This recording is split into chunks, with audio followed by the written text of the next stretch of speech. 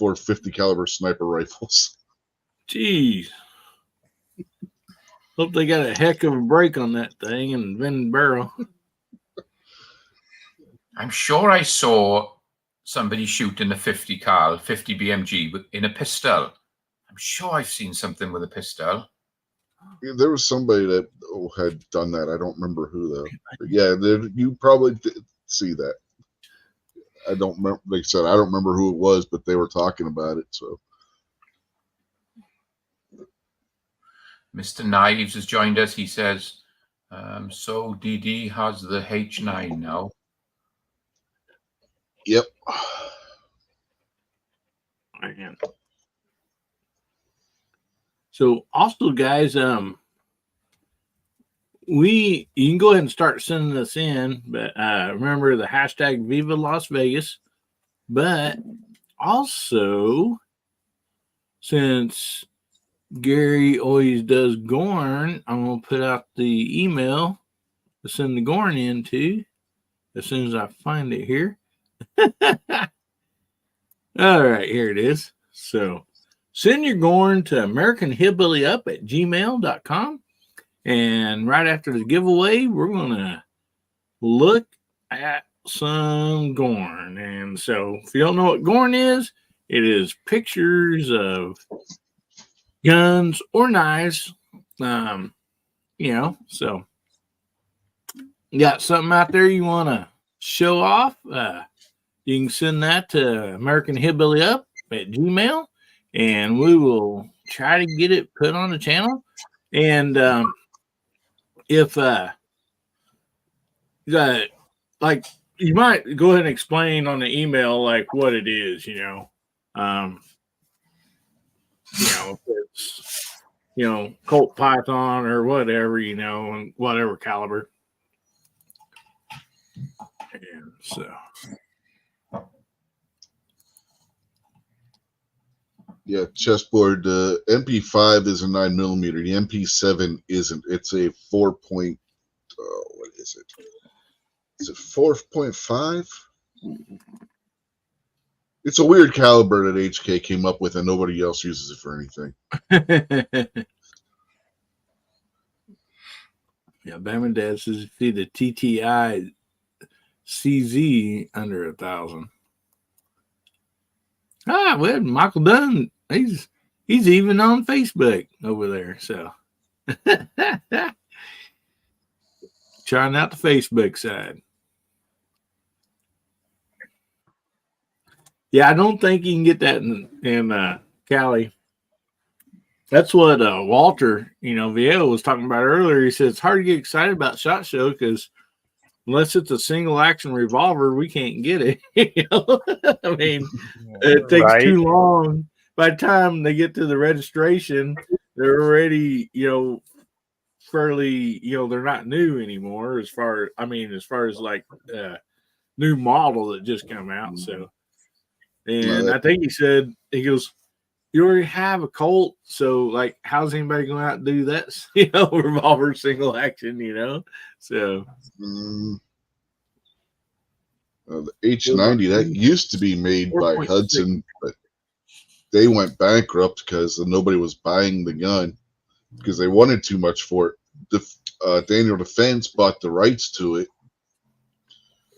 and they're going to produce it now, and they're going to charge a lot less than what the other company was. Their MSRP on it's $1,200 through Daniel Defense, which, all things considered, isn't really a bad price for it, considering what it is. And the amount of research and development that went into that gun and everything. It's not your standard Browning action firearm by any stretch of the imagination. Yeah.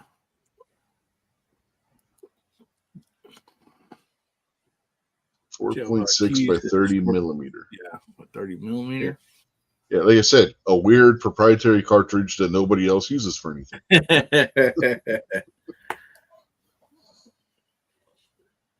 Yeah, talking about not a strange cartridge, but 8.6 is something I would like to start messing with, but I think I'll just wait for, the price of that stuff to come down some. But that caliber really interests me. I really like that caliber. I mean, I have not shot it or nothing, but just, watching videos on it and the performance of it and everything.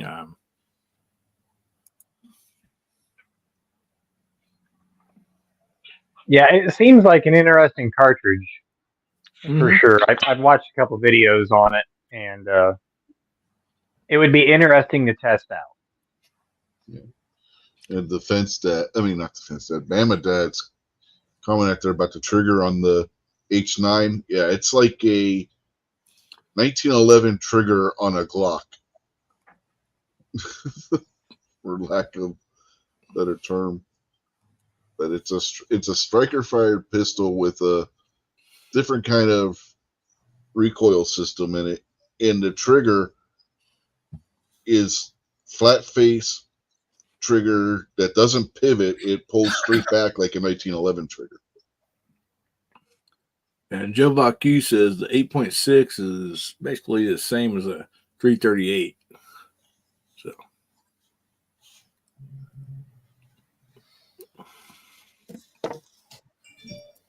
Yeah, that's definitely swinging some lead. Yeah. Oh, that's oh, good. I was going to say, Michael done that 5.7. I mean, that is neat. I've almost bought the Rock a couple times. I just haven't done it because of the price of the 5.7. But somebody correct me. I heard that the popularity of the 5.7 basically come from video games. I'm not a gamer, so I don't know. But yeah, pretty much. That's what I've heard several people say. Yeah, it was out there saying hi there. The FN57 in particular was a featured handgun in both the Call of Duty and Battlefield series of video games. It seems like a nice, fast shooting little round. I mean, kind of from what I've seen, it reminds me a lot of a souped up 22 Magnum, which I love 22 Magnum. Yeah, and the price on that is coming down on the ammo. Oh, good.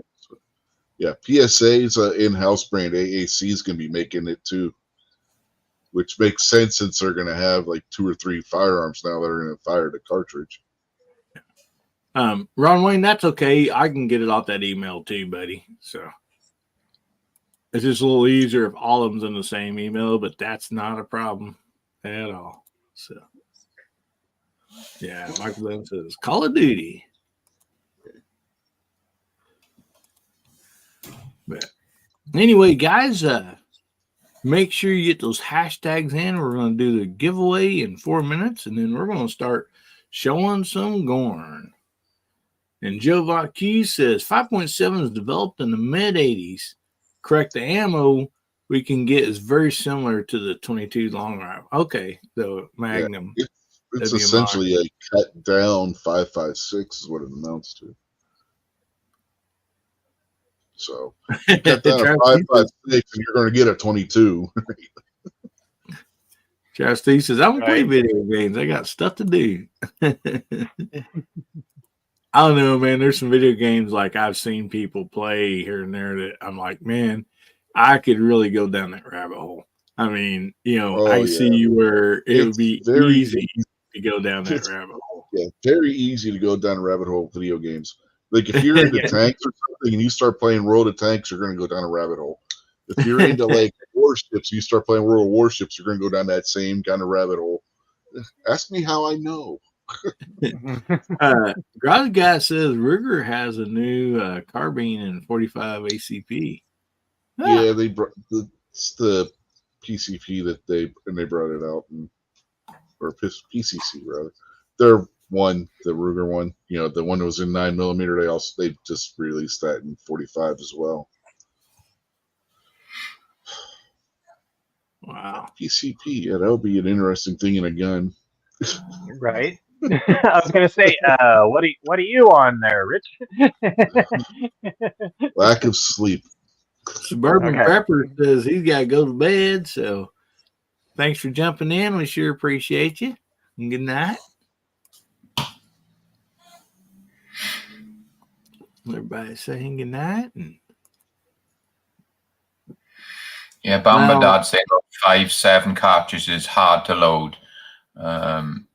Yeah, I've heard of a lot of people saying that it's not a very good one to reload. It's a right handful, but I've never done it. I was going to get into it.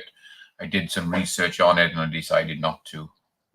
So yeah, 5.7 is not the best one to reload. Well, I forget who it is. I watched a video earlier and I don't remember who's making it, but they're doing a delayed blowback 9mm AR. And the way that the delayed blowback works is there's concentric rings inside the chamber, and when the round goes off, it causes the brass to expand, and the brass actually catches in there and becomes a component of the action on the rifle. oh yeah.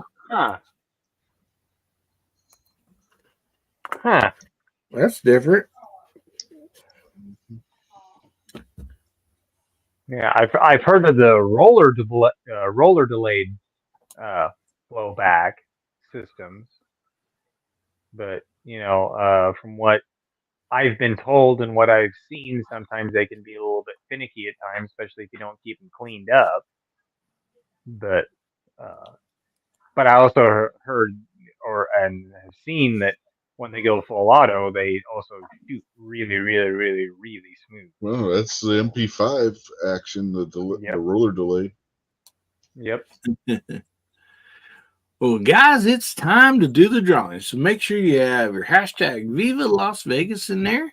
And the reason that we're doing that hashtag is because Gizzy Gary and the Hens are still in Vegas. So I thought that'd be a cool hashtag.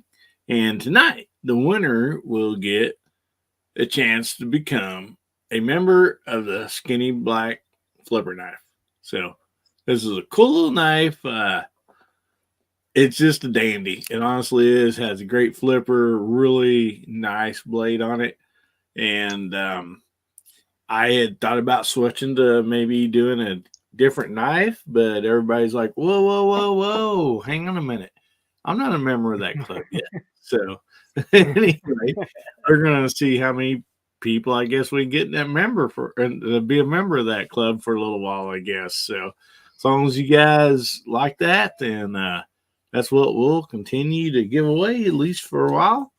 And we had 25 people entered. And so, Pat, tell me when you think we ought to draw. Okay, well, I'm going to try to do my best Obi impression. Let's see if this sticks. You're not doing the snob? You're going to do Obi, huh? No, Obi does the spin. Oh, yeah. And Snob does the Gorn. That's right. No, Snob does the introduction for the giveaway, too. Yeah. But anyway, so here it goes. Do it. Do it. Just do it. Do it now. Get to the job. Tread. Congratulations, buddy. It's not a tumor. Congratulations, Tread. Let me get your name down here, brother. And anyway, you can send me your address to that same email that's shown at the bottom of the screen, AmericanHillbilly@gmail.com. Email me with your name, your address, and your handle that's on here, so I know, because I get an email from Mickey Mouse. I don't really. I'm like, who's Mickey Mouse? So. Anyway, well, in that case, it just goes to Orlando, right? Probably. So I'll write this down here real quick.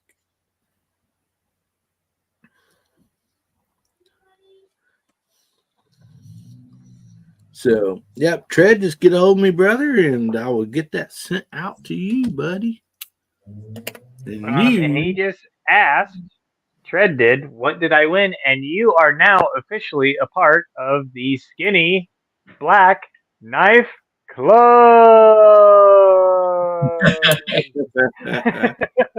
This is what you won, buddy. This is a knife I've been giving away for a while, and everybody really seems to like it. I look forward to go getting mail because it's a great envelope opener, and I mean it just works good for all kinds of stuff. So anyway, we also had the one I won. Ozzy jump in. Hey Ozzy, how you doing, buddy? Bark. Yeah, my wife stole my Skinny Black Knife already. Oh no, it's disappeared. That happens a lot. I'm yet to win one. That's one I haven't had. I've had Bubba's knife. I had Hillbilly's first knife, the blue one. I haven't had one of those skinny ones yet. Oh, I don't get the skinny knife either. It's going to pop up one day. I did, and then I didn't. Yeah. Well, it's like Gizzard kept saying for a long time. He's like, I'm a knife guy, and I like do lots of videos of knife, and I cannot win that. And I'm like, do you want me to send you one? He goes, no, I want to win it. Swear. And he finally won one. So. Hashtag I want to win. So let's see. Who's sending some Gorn already? Oh yeah, we got some Gorn, guys. Let me pull this screen down here. Oh, by the way, winner chicken dinner, but no chicken dinner because Gary's not here. Do I get to do the introduction to the Gorn? Of course. Are you gonna screw it up like Snob? I hope so. So are we ready? You betcha. All right. Channel the Snob. So here we go. Ladies and gentlemen, boys and girls, children of all ages, it's that time of night again to show us all the pictures of your guns and your knives and stuff and things and stuff. So somebody's getting sued. Get ready to show us your guns.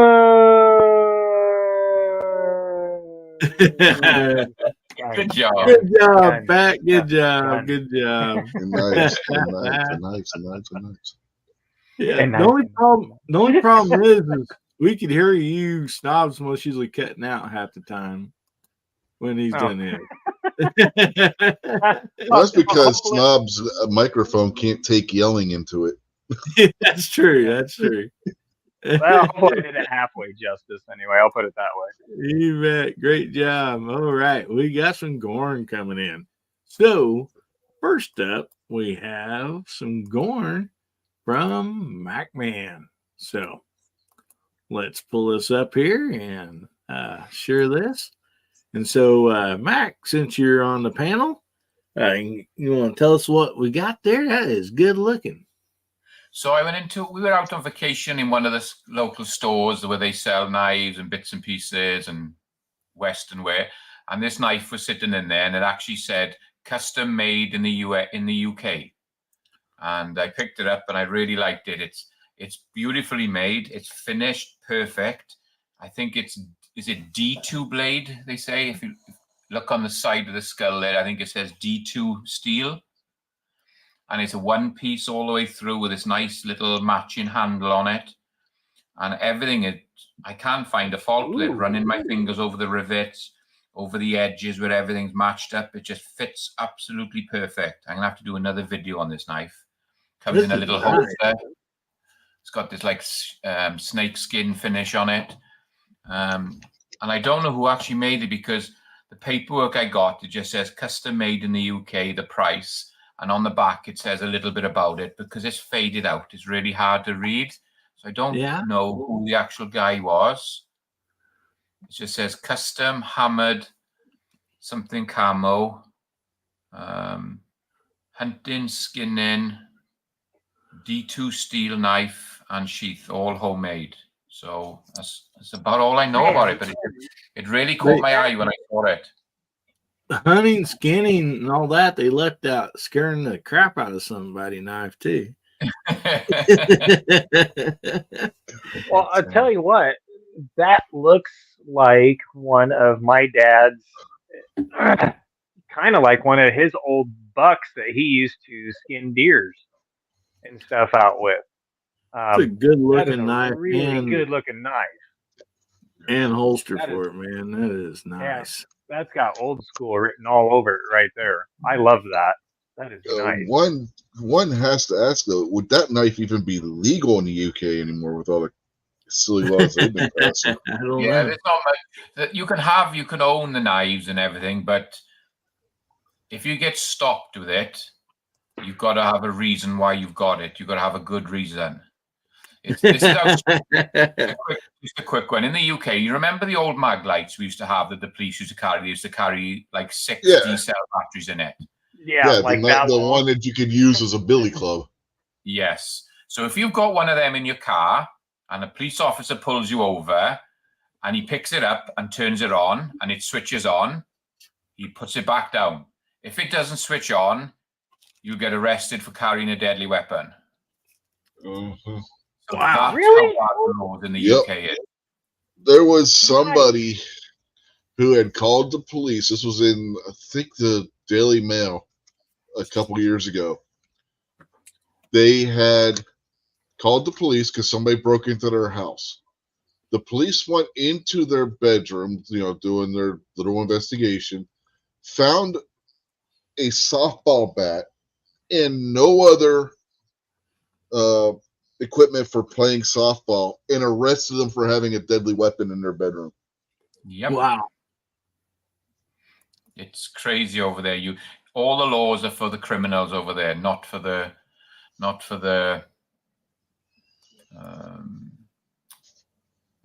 victim then.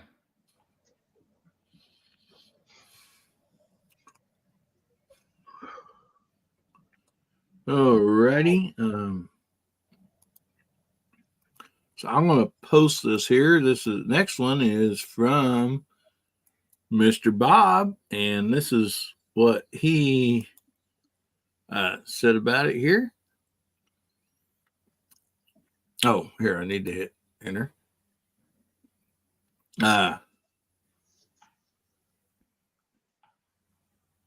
Smith & Wesson Model 60 No Dash 38 Special was first released in 1965 and was Smith & Wesson's first stainless steel.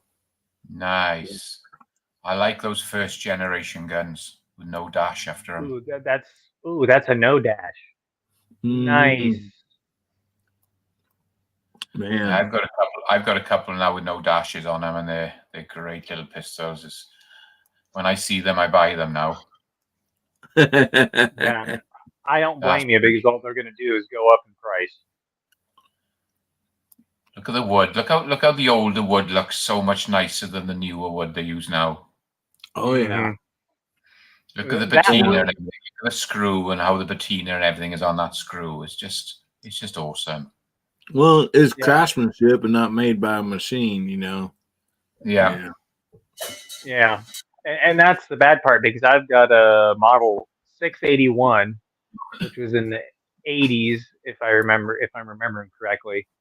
And the wood grips versus what I have are night and day difference as far as handle wise. The wood grips on that 681 absolutely suck. And that one is way better. So well, let's Mac Man, you want to tell this? Michael Dan asked, what is a no dash? So while I'm pulling up the next one, you want to answer that, buddy? Okay, so normally when they bring out each generation of the gun on the Smith & Wesson, say it's a model 57, so you pop down the cylinder and it's got the number in there. It'll just say 57, and then normally you'll have 57-1-2. And I've got a model 57-5, which is last year's model. But at the moment, I've just got one on layaway, which is the original one with no dash and no number. It just says model 50, it says mod 57 on it. And it's the first generation pistols. So as they go up in years and they make the next generation, they put a number of 1, or some of them are up to 8 and 9 now. But if you can get those early ones with no dash and number, they're like the original ones that come out first. So that's what you want to look for when you flip it down, that there's no little line and a number after the model. That's what it is. Yeah, it's basically like their dating code system for the revolvers. So this one was Mike and Mini Mike's. So this is Mike and Mini Mike's. Man, that's a sweet looking revolver. He didn't put in there what it is. So buddy, you want to tell us? Looky, see what we got there. Can't make that out. Taurus model 85. Model 85 Taurus. Oh, wow. That is a good looking one. Okay, yeah, Brazil. Taurus, Brazil. Okay. I should have looked up there first. Man. Another nice looking pistol. I would trade you my Taurus Featherlight for that straight across, brother. I'm sure you would. No trade. All right. Tommy Boy says he just sent an email too. Oh, that is nice. Beautiful looking revolver. Man. There's something about a look of a nice looking revolver like that. Whether it's a Smith or a Taurus, it's just that they're pieces of craftsmanship, or something. I don't know. It's just, I mean, there's a lot of great guns out there, but just a good looking revolver just sounds good. And I mean, I like 1911s. I like all kinds of guns, but I like looking at them. So this next one is from Mr. Bob. He says, these are the new grips from Brownworks I just got from my Beretta 92 FX NX. So let me pull these up here real quick. This looks sweet, real sweet. So there. So, okay, there. Bring these up. Oh yeah. Ooh, that is nice. Look at the fit on those. Those are fit. They fit really good, do they? Yeah, they do. Yeah, Brownworks, Market Brownworks. He, when he's on the show, he talks about how much like they'll test them.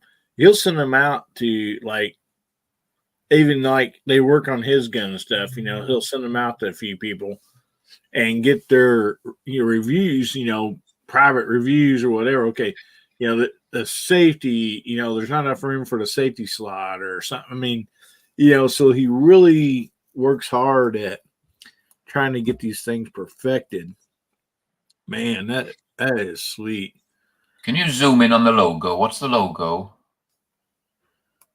That's Beretta's, looks like. Yeah. Beretta. That's nice. That color wood looks nice on the color of that gun as well. It pops. Yeah. You beat me to it, Mac, man. It really does make that gun pop. Yeah, and see, he does those, those inlays for those, and so, I wonder what kind of wood that is. He had a few of them that he put like custom coins or something like that in them or whatever when he was showing us that night. And so I remember that. That's a really blonde wood. Yeah. I got Gordon and I'm screen sharing because I'm too lazy to try and copy and do an email. Well, I can't blow it up like this. Yeah. But, okay. That's my Smith & Wesson 627 and my wife's old what is it? 642. Her 642 before she sold it. But yeah, that's my 627 there. What caliber is the bigger one in? 357 Magnum. I was just looking. The cylinder looks really short, doesn't it? Yeah. Compared to the other one underneath, the one underneath looks a lot longer. Or is it just my eyes? Yeah, the smaller one is actually a 38. Might just be perspective. But yeah, that's an 8-round 357 Magnum, 627, built on the end frame. Nice. It looks different because it looks squared off, and the way the cut is on the front and everything. It's different to what I've seen before. Yeah, they instead of going full underlug where it runs all the way under, they cut it to where it angles up. Sweet, it looks different. It looks good. Yeah, that thing is a blast to shoot. I bet. Okay, so awesome. When was that built then, Rich? Oh, I don't remember. It's not that old of one, because they didn't start making those until like the late 80s, if I remember correctly. Okay. How do you like the grips, the original wood grips? Well, that's not the original grip. I replaced the grips. Okay, good. it had rubber grips on it when I got it. Okay. Nice. And that's a round butt, but I got the round butt, the square grips for it. Okay. So it has that old traditional grip look. Okay. Good. Okay. This is from Defense Dad. It says Rock On 1911 with MR grips. I love those grips. That is nice. That sets that gun right off. Look at that. Wow. Mm-hmm. Man, nice job. That's some shiny stuff right there. I like that. Nice job. It's like wheels and tires on a vehicle. Wheels and tires on a vehicle can destroy something, or it can make it look absolutely fabulous. You know what I mean? Oh, definitely. Yeah, that is. Like that. That's nice. Good job. Yep, that's beautiful. You got a scratch right there on it, buddy. Well, knowing him, that's probably a cat hair. That's probably a cat. Oh wow, look here. Nice flared magwell on it, man. That nice. Is shiny. I like that.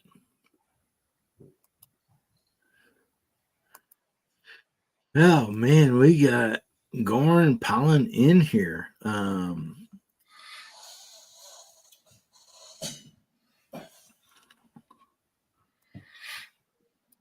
So this next one is from Justin Graham. And here's what he says. Get this pulled up here. So from Justin Graham, he says Marlin 336 3030 Stoker coach gun, 12 gauge Wrigley Wrangler, and 22. That is nice. Well, pretty much got the whole cowboy set right there. Yeah. I need to get a coach gun. I haven't got one of those. I need to get one of those.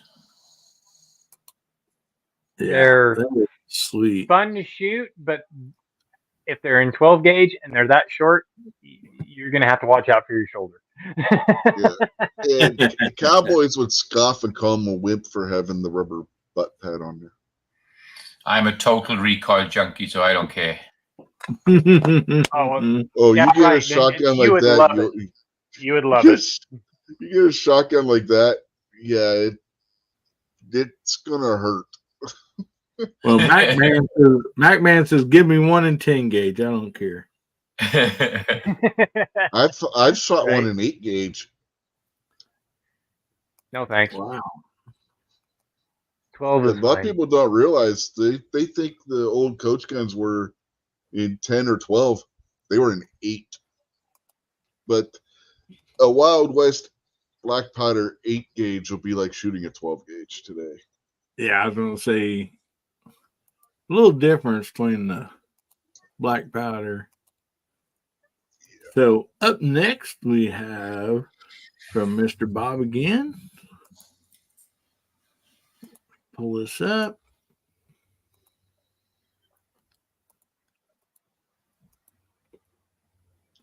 All right. Oh, that's a 22 conversion, is it? This is my ARBCG and a CMMG 22 long rifle conversion kit. Convert sloppy BCGs and use 22 magazines. The second picks is this chambered and the feed ramp from the CMMG's BC. A lot of letters there. Bolt carrier group, Hillbilly. Bolt carrier group. Yeah. And yeah, I actually have the CMMG 22. So Okay.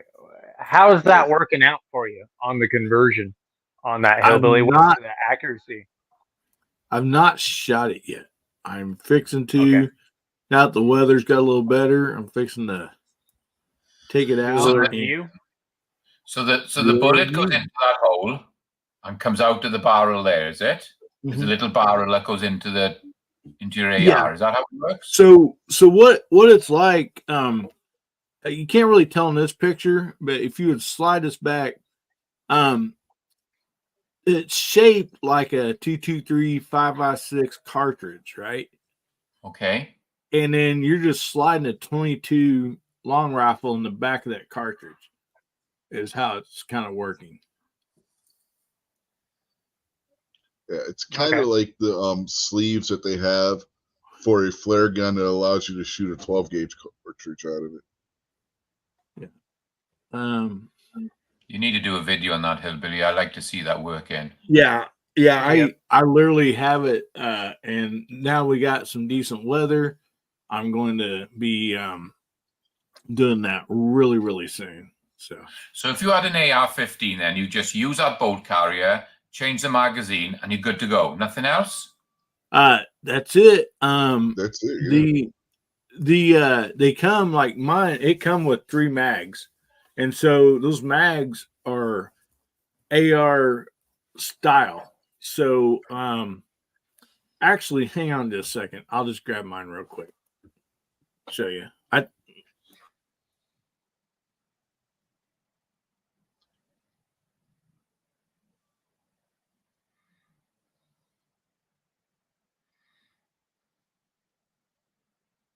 This moment of silence brought to you by Hillbilly Nation. Remember, for all your hillbilly needs, go to hillbillynation.com. See, Netty357 sounds like he's been a bit sick for a while. Glad you're on the mend there. Hope you're feeling better. Oh yeah.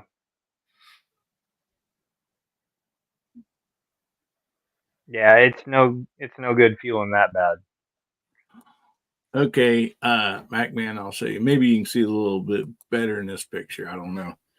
Now, here is the bolt carrier group. Now, see how this is like a 223 5.56. So your bullet where he had his was pulled back, so you can see the opening, right? But see that just looks like a cartridge. So your 22 long rifle will be firing out of that cartridge, or basically what similar to a cartridge, and then it takes these magazines. So you don't have to run any adapter plates or anything. It takes a regular magazine that holds a 22 long rifle. So that's how that works. I'm sure he can say, since he's been shooting his, he probably knows, how it runs. I've not shot this yet. So Defense Dad says he's had that conversion for 3 years and it works great. Well, that's good news.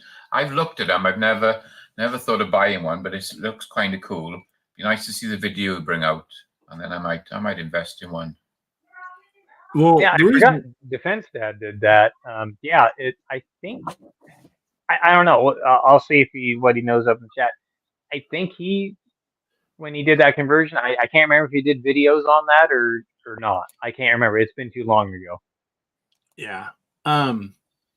So basically the reason I got it, for one, I can go out here and plank with it and have fun with it. But another deal is like, you have grandchildren too. So I wanted to be able to start my grandkids, once they learn the bolt action, single shot, and all the safety rules, get them used to the AR configuration. And I do have I call it the baby AR, the Smith & Wesson, it's calibered in 22. But once they go from that, then they can go to more of a full-size gun in the AR, and get used to it before they go on to something bigger. And so this one is from Tommy Boy. And he says, this is his present to himself, a Taurus 4-inch SS 357 mag model 66. Man, that is nice, buddy. Take that down. Yeah, look at those grips all molded and everything. I love those grips. Oh, sweet. Man. Look at that. That looks sweet. Very nice. With that red wood, that is beautiful. Man, you guys are going to end up making me get some new grips for a Taurus. Oh man, yeah. That's my favorite kind of grip to run on a revolver like that, because it just seems like I can get a way better hand grip with those grooves on there. I've got a Hogue on my 681 that's about like that, and man, it's just rosewood laminate. Yeah, thank you, Tommy Boy. That is beautiful. Nice, very nice. Excuse me. Okay, Mr. Bob says here, talking about the conversion kit, he said he did have to return one. The case, barrel split. They mailed a replacement part. It took like 5 minutes. So yeah, that's good to know. That's real good to know. So okay, well, here's the stupid question on that conversion kit on the CMMG.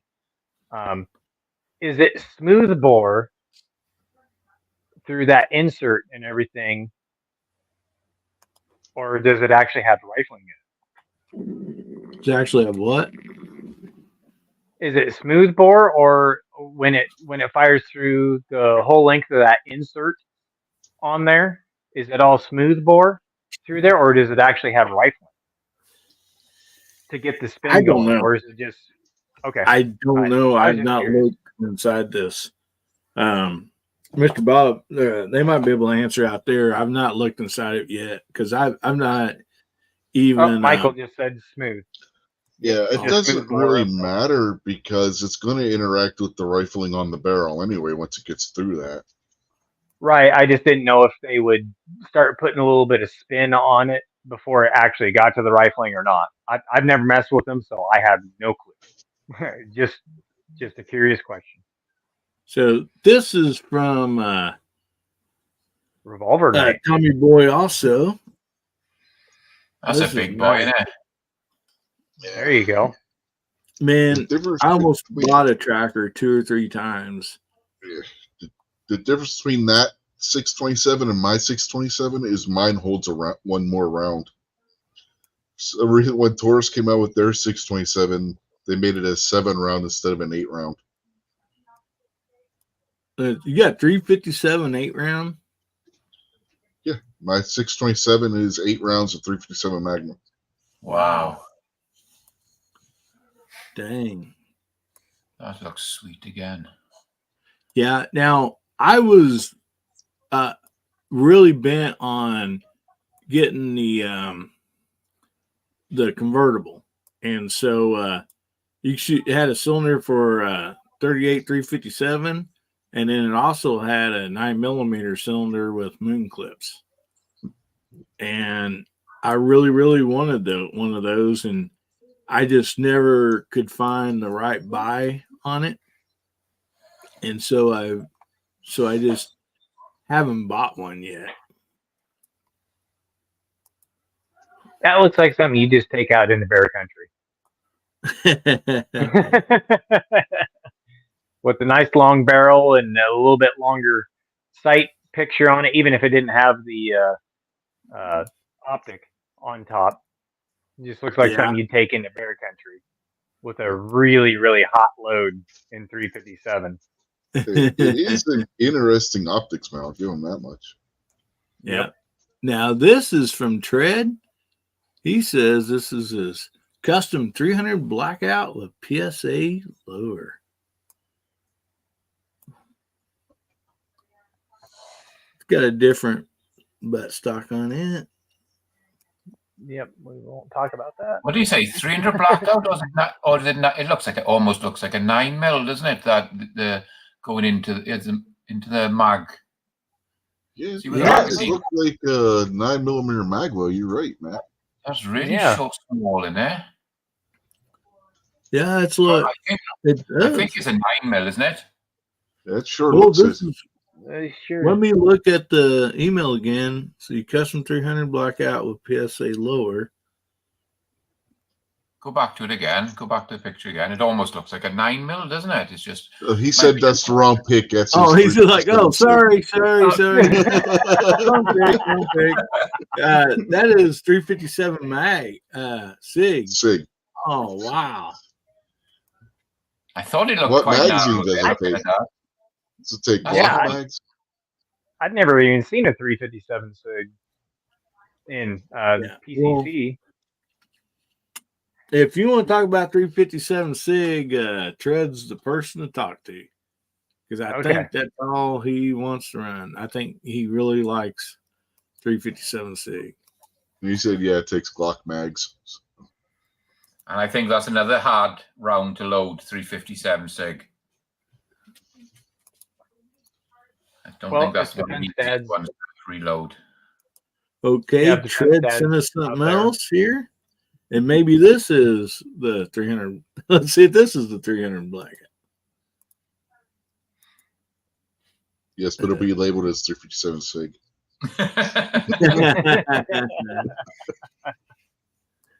There you go. Yeah, that one would be blackout. Yeah. There we go. There we go. Nice. Fluted barrel, is it?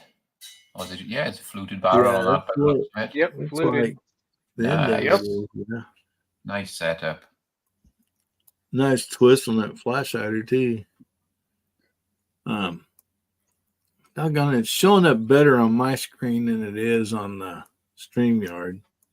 Yeah, real quick, Nutty says, guess you could shoot that 350 Sig in a 9mm PCC barrel. No, because the chamber's going to be different.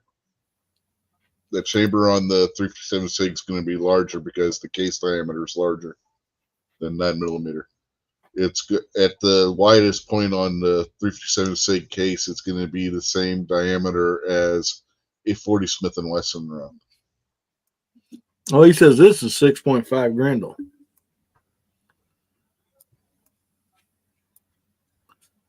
So where's the blackout? Well, the gun's all black, so I guess you'd call it a blackout. So anyway, maybe this is it. This one's entitled. Oh, okay. Okay. Same one I just showed. He said another one says 6.5 Grendel. So, all righty. So let me jump over here and see what else we got here. We have Yep, Ron Wayne and a few other. Oh man, Ron Wayne loaded us up on Gorn here. So let me switch this around here and change these screens.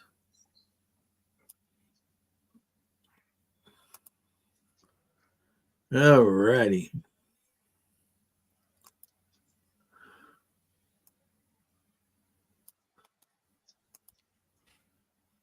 Sorry, guys. I had to go to a different email here, but that's all good.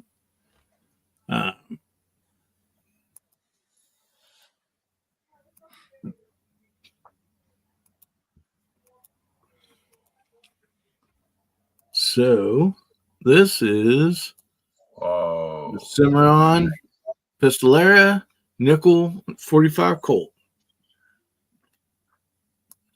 Oh yeah. That is a sweet gun right there. Beautiful. There's the other side.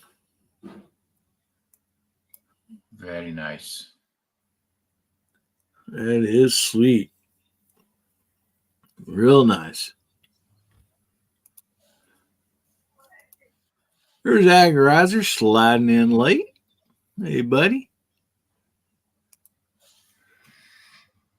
Yeah, if that doesn't scream cowboy action right there, I don't know what does. Yeah. We'll just go right on the list here with Ron. The Remington 1875 and 9mm, Pat. So this is the Cimarron Thunder. I'll put it this way: the look. Oh man, Bird's head. I love that blue. That is really nice. That's an unusual bird head. Look at the back above the. Isn't that unusual? Yeah. Yep, that's a 357. Very nice. I like that. Something different about it.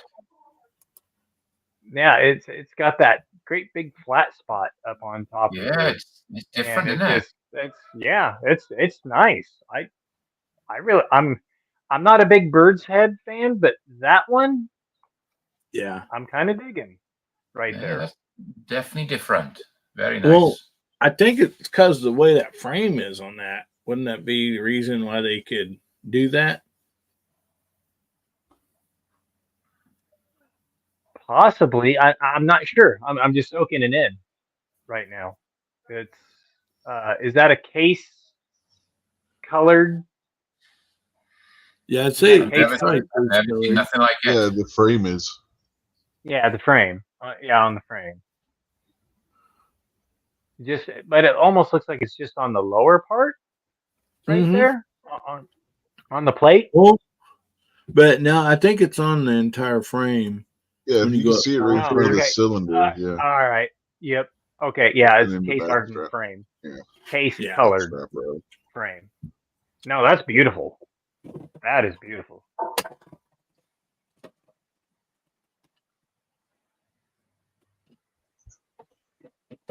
What did he say that one was? What was it called?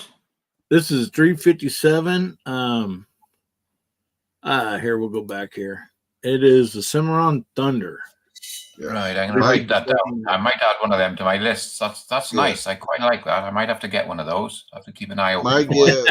My guess is it doesn't say Pieta on this side is that's probably Uberti that's sold by Cimarron.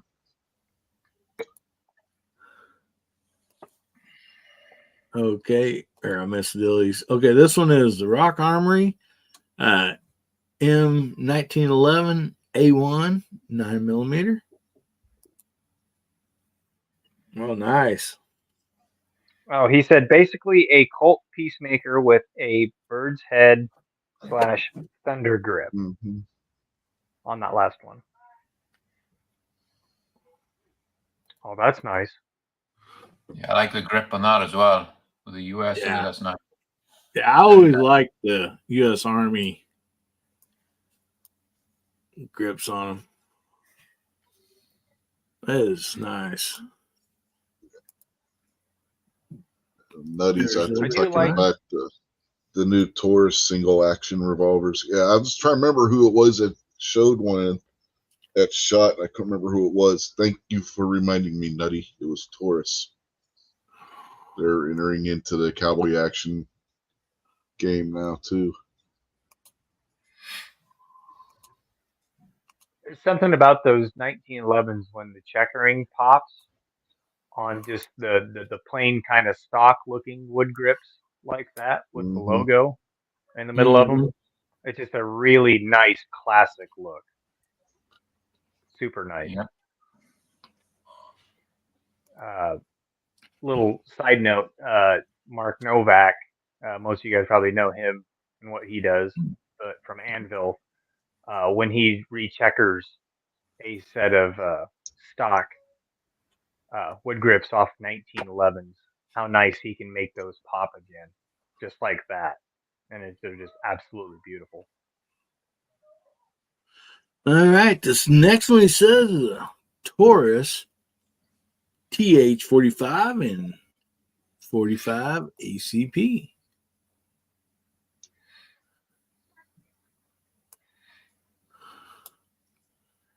Nice. Nice looking modern. Those THs are pretty popular. Very nice. Hey, Hillbilly, I'm going to have to jump off, okay? And I'll catch you tomorrow night if you're on the show. All right, buddy. Thanks, everybody. I'm just going to pop jump off here. Why don't you go ahead and plug your channel, buddy? Well, again, thanks for the invite. It was great. And a huge thanks to everybody who joined us for our 1,000 giveaway party on Monday night. It was a great show. We had a good time. So I'm going to drop a few videos over the weekend. Got a couple to go up there and try and get some shooting done. And we'll catch you all Monday night on my stream, 6 o'clock Arizona time, 8 o'clock Eastern. And just thanks to the side chat. Thanks for sending those pictures in. They've been great to look at. And we'll catch you all again. Thank you so much, guys. All right, buddy. Thanks a lot for being on here. Max got to jump off where he buys more guns after going through the pictures. Congrats. We'll see you, buddy. Congrats on the 1,000. Congrats on the 1,000, Max. Yeah, congratulations. Definitely. And speaking of that, I have a charity shoot to do in the morning, and I've got a bunch of work to do before I can even go to the charity shoot. So I've got a super early morning, so I'm going to have to jump off too. So, so anyway, I hate to leave you guys, but yep, got to get up and do what I do. So, anyway. All right, Pat. Well, thanks for being here. And anything you want to plug before you jump off here? No, just want to say thanks for having me on tonight, and thanks for the good conversation and all the great guns that we've seen tonight. Awesome side chat. Everybody that sent in their Gorn, show us your guns. So anyway, but anyway, yeah, I just want to say thanks again, and we will see you probably tomorrow night. All right, buddy. We'll see you then. Later, all Pat. Right, have a good one, y'all. All right, good night. You bet, buddy. Right. And then we got Brooke Cheney out there. Howdy, Brooke. A great start shooting school. Been watching your stuff in Vegas there. Some great stuff. And Tommy Boy is filling out the link here from MacMan. And so this up here we have Ron Lane. This is a TH 9mm. Really good looking gun. Mm-hmm. So let's go on through these. Okay. Oh, here we got them both together. Nice. Nice pair of guns right there, buddy. See what else we got here. Oh, he says this is Jennings Bracco, model 59 and 380 ACP. Oh man, you just can't get any better than that right there, brother. I still have mine. Well, mine's not the Jennings. I have the Jimenez. But same thing. Yeah. Now, a buddy of mine had a Jennings in a 22 long rifle, and that thing shot tremendous. It really did. Jennings Firearms. Braco Arms, Irville, California. That reminds me of. Have you seen the Berettas? The Bobcat, the 32 ACP that they had at SHOT this year. Yeah, the optics ready. One with a suppressor and the other one with a compensator on it. Now, Oh, yeah? 32 ACP, do you really need a compensator?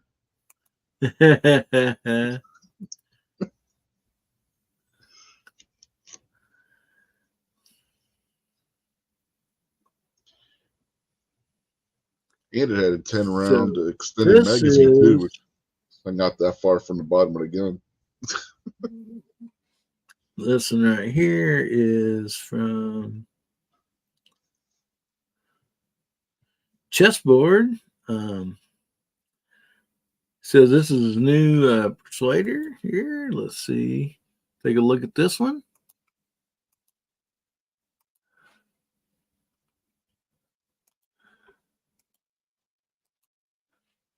So this is from Chessboard.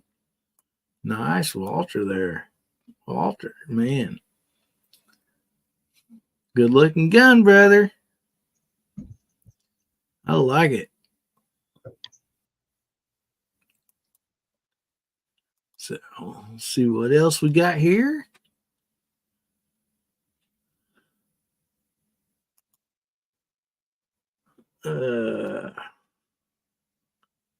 Yeah, we still have quite a few of these. So let's get through here. So Ron had sent in. Up here, get the window up. Ron does realize you don't win a prize for sending in the most Gorn, right? No, but this wins a Mega Magazine. It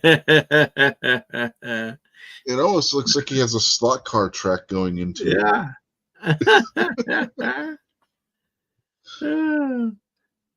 That is something else. Oh, boy. Okay, this is the Mosin Nugget pistol. Nice. Look at that. That is sweet. Don't see them every day.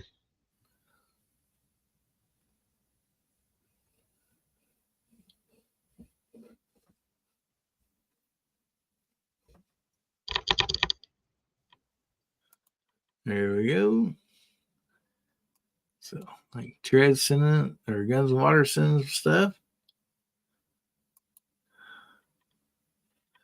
So let's get on through these. Man, some great stuff. Okay, there's one that's just that. So let's go up here.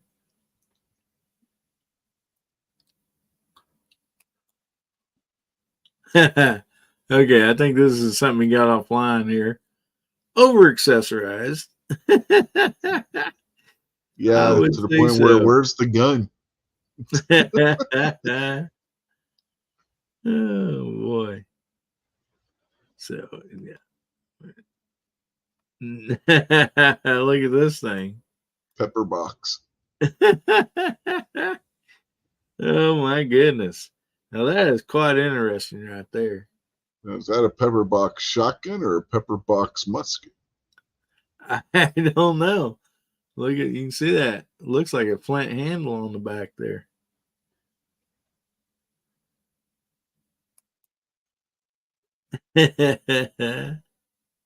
Then we got one here from Ozzy. He says, 42 Glock. The state of Texas. Looks nice, buddy. Some good work on there. Nice.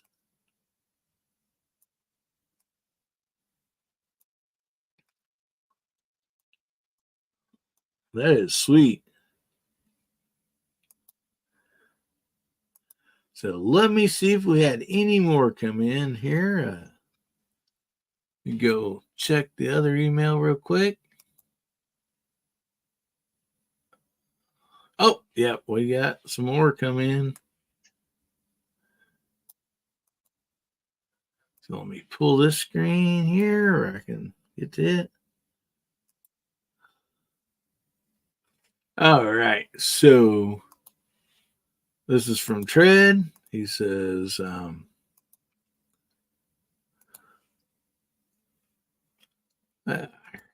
sorry about that, guys. Hit the wrong button. Says 300 blackout. Oh, nice. So there, we finally get to the 300 blackout. Yeah, right. That is sweet. Yeah, and you see how the size of that red dot, right? Yeah. The primary arms prism that I was telling you about is smaller than that. Wow. Man. Well, I bet that thing runs like a sewing machine right there. That is sweet, buddy. Real nice. See what else we got here. We got Smith & Wesson 8 3/8 nickel model 27.2 and model 29.2. Oh man, that is sweet. Yeah, that match set.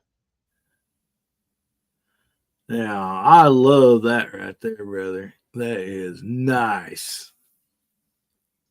Wow. I can just put those on the wall and stare at them. Man. I don't know where you got those at, buddy, but my goodness. That is some sweet stuff right there. At least in my book.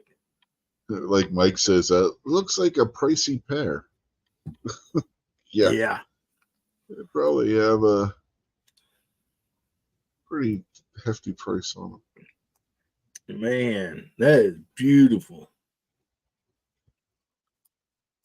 I mean, look at that.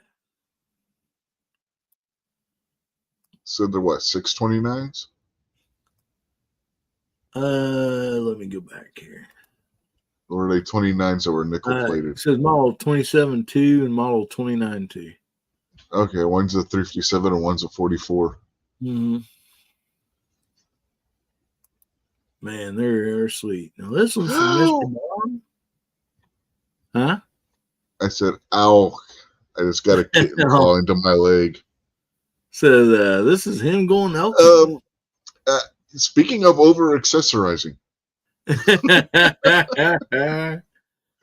optic weighs more than the firearm. You're doing it wrong. Well, at least it's not sitting on an Altor. So. How are you going to cock the hammer, though? It's going to be a tight fit to get your finger in there. Oh, man. Yeah, Nutty says maximum velocity. Oh, man. That is great. I love it. That's what that would be, Trey. That is definitely a North American Mini.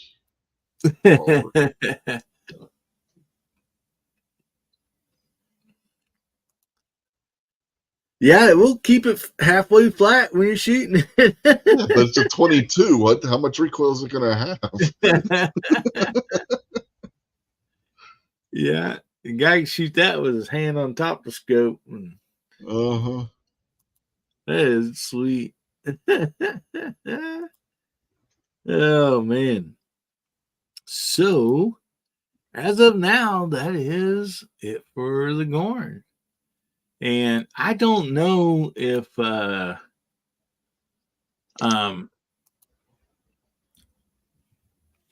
Websites is doing his weekly 2A wrap up or not. I don't know if he's home from Vegas yet or not. I know last week we ended at the top of the hour and he didn't come on for like another hour and a half or something. I forget what was going on. So anyway, hopefully he is going to be, or maybe he's already started. I don't know. But if he's done it, check out gun websites to a weekly wrap up. I do know he's been in Vegas, and so probably a lot of cool stuff that he has to talk about, I'm sure. And so, oh my goodness. Okay, is live now. Daily Gun Show is live now. All righty. So, anyway, guys, make sure you get over there and check out G-Webs, and that's where I'll be going as soon as I get off here. So, y'all get over there and check out his show. Thank you all so much for being here. This has been fun doing a takeover for Foul Territory. I appreciate you guys jumping on here with us. It's been a lot of fun. And I forgot. Let's check out this poll real quick. Let's end this poll and see what it says. Who'll make the lever action first? We have Keltec at 64%, High Point at 35%. There's 34 votes. Well, anyway, thank you, Mike of Mini Mikes. Oh boy. Okay. So let me see if I can grab G-Web's link real quick here, and I'll throw it out here for everybody.